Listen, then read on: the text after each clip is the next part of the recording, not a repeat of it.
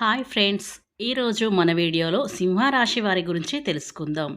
ఫిబ్రవరి 18వ తేదీన మంగళవారం రోజున ఈ సింహరాశి వారికైతే 100% జరగబోయేది ఇదే.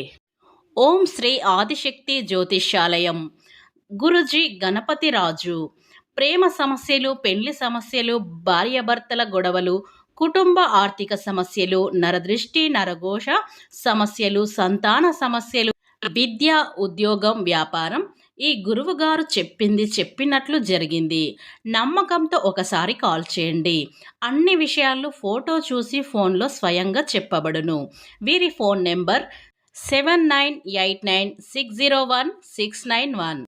ఎలాంటి సమస్యలైనా 9 రోజుల్లో అయితే పరిష్కారం అయితే మీకు లభించును. వెంటనే కాల్ చేయండి.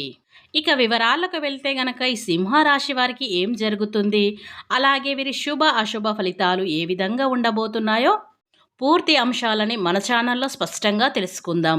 అంతకన్నా ముందు నా చిన్న రిక్వెస్ట్ అండి, వీడియో పూర్తిగా చూడండి, నచ్చితే లైక్ చేయండి.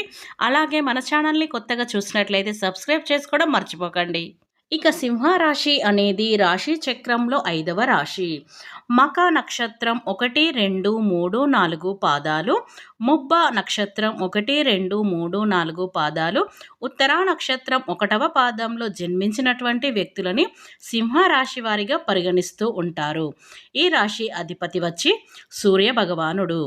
ఇక వీరి యొక్క రాశిలో జన్మించినటువంటి వ్యక్తులు ఎక్కువగా క్రమశిక్షణతో కూడా ఉంటారు. సమయ పాలన పూర్తి చేస్తూ ఉంటారు. అలానే ఈ యొక్క సింహరాశి వారు ఎంతో కష్టపడి ఉన్నత స్థాయికి ఎదుగుతూ ఉంటారు.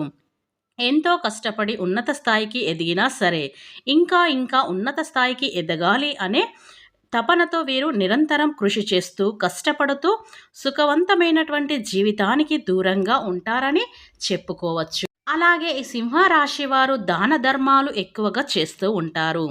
అలానే ఈ యొక్క దాన ధర్మాలు చేసిన తర్వాత చాలామంది బయటకు చెబుతూ ఉంటారు కదా, అలాంటి లక్షణం అనేది వీరిలో ఉండదు. అంటే ఎంత దానం చేసినా ఎంత ధర్మం చేసినా ఇతరులకి చేశాం అని మాత్రం వీరు అస్సలు చెప్పుకోలేరు. ఇలాంటి లక్షణం అధికంగా అయితే వీరిలో కనిపిస్తూ ఉంటుంది.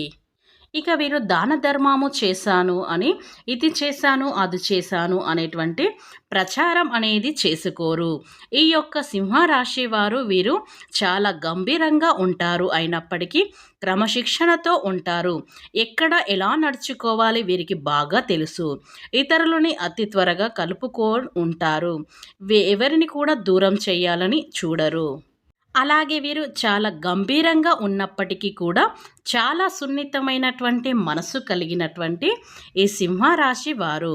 చూసేవారికి వీరు గంభీరంగా ఉంటారు అని కదా, అంటే వీరు గంభీరంగా ఉంటారు కదా, వీరు చాలా కోపిష్ఠులేమో లేదా అహంకారంతో ఉంటారేమో అన్నట్లుగా కనిపిస్తారు.